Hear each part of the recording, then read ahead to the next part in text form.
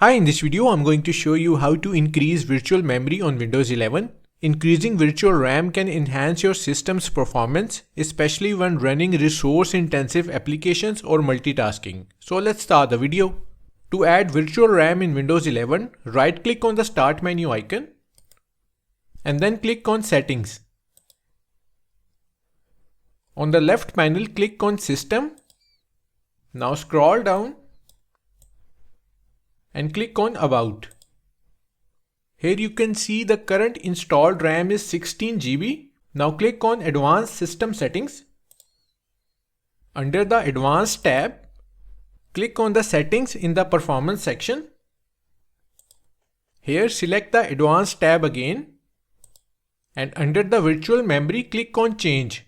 You can see the current virtual memory is around 1 GB. So click on Change. In the virtual memory window, uncheck the box that says automatically manage paging file size for all drive. So uncheck this. Now select your system drive, usually it's C, and then choose custom size.